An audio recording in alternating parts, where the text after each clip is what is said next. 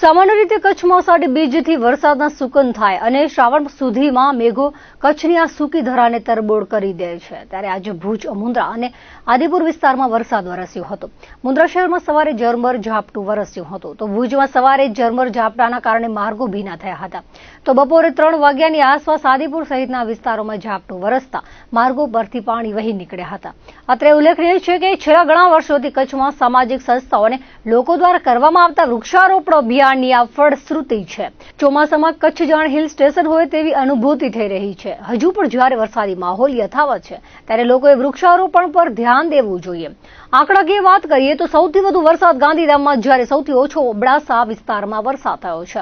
લખપતમાં સરેરાશ 7.5 inch, રાપરમાં 10 inch, ભચાઉમાં 8 inch, અંજારમાં 8.25 inch, ભુજમાં 14 ઇંચ, અબડાસામાં 6 ઇંચ, માંડવીમાં 15 ઇંચ, મુન્દ્રામાં 14.25 ઇંચ અને ગાંધીધામમાં 16 ઇંચ જેટલું પાણી વરસી ગયું છે. હજુ પણ સમગ્ર જિલ્લામાં જોઈએ તેટલો ઉઘાડ નીકળ્યો નથી. ભેજવાળું વાતાવરણ રહેતા રોગચાળો ફેલાવાની ભીતિ છે અને જ્યાં જુઓ ત્યાં ગંદકી જોવા મળી રહી છે. અંજારના સ્વામી વિવેકાનંદ સોસાયટીમાંથી શેરીના રસ્તા પરથી કાંકરી ભરેલ ટ્રેક્ટર પસાર થતું હતું. તે સમયે અચાનક રોડ બેસી જતા રસ્તા પર મોટો ભૂવો પડ્યો હતો, જેથી ટ્રેક્ટરમાં ભરેલ કાંકરી સાથે ટ્રોલી પણ ભૂવામાં ધરાશાયી થઈ હતી. આસપાસના રહેતા લોકો દ્વારા આ બાબતે અંજાર નગરપાલિકાની કામગીરી પર અનેક સવાલો ઉઠ્યા હતા. અંજાર નગરપાલિકાની કામગીરી પર સવાલો ઉઠાવવાની સાથે જ વિકાસના નામે થતા વાહિયાત વાતોથી અનેક લોકોના મન ડગમગી ગયા છે. લોકોએ હાસ્યાસ્પદ કહી અંજાર નગરપાલિકાનો વિકાસ ગાંડો થયો છે તેવી રમૂજી વાતોથી માત્ર વાતો નહીં પણ ગુણવત્તાયુક્ત કામગીરી થાય તેવી લોક માંગણી ઉઠી છે. ભુજ શહેરમાં વરસાદ બાદ માર્ગ ગાડાવાટ થઈ ગઈ છે. શહેરમાં મોટા ભાગના રસ્તાઓ ખખડધજ બની ગયા છે. રસ્તાઓ પર ખાડાઓ પડી ગયા છે, જેમાં વરસાદી પાણી ભરાઈ રહે છે, જેથી વાહન ચાલકોને રસ્તો દેખાતો નથી. તે વચ્ચે ભુજમાં ભૂવા પડવાની સમસ્યા રહે જ છે. ત્યારે હવે 24 કલાકમાં ભુજનો હૃદય સમાન ધમધમતા સ્ટેશન રોડ પર ભૂવો પડ્યો છે.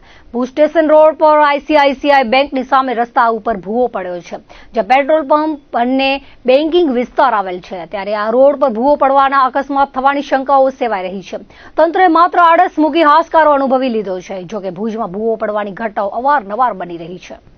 ભુજમાં વરસાદી માહોલમાં ઠેર ઠેર પાણી ભરાવાની અનેક સમસ્યાઓ સર્જી છે. શહેરમાં ગટર ઉભરાવાની સમસ્યાથી લોકો ત્રાહિમામ પોકારી ઉઠ્યા છે.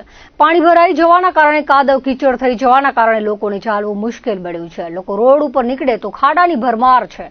શેરી કે ગલીમાંથી નીકળે તો ખાડાની સાથે ગટરના પાણીના કારણે લોકો ઘરોની બહાર નીકળી શકતા નથી. શહેરના રસ્તાઓ પર ભૂવાઓ પડી રહ્યા છે, જે અંગે ભુજ નગરપાલિકામાં ફરિયાદોના ઢગલા થતા સમસ્યા સમીક્ષા બેઠકનું આયોજન કરવામાં આવ્યું હતું.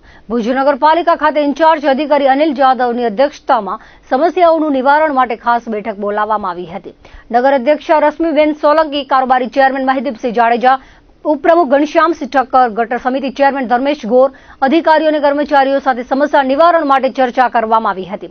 ઇન્ચાર્જ અધિકારી અનિલ જાદવે જણાવ્યું હતું કે વરસાદી પરિસ્થિતિમાં પાણી ભરાવા, ગટર ઉભરાવાના પ્રશ્નો ઉભા થઈ રહ્યા છે.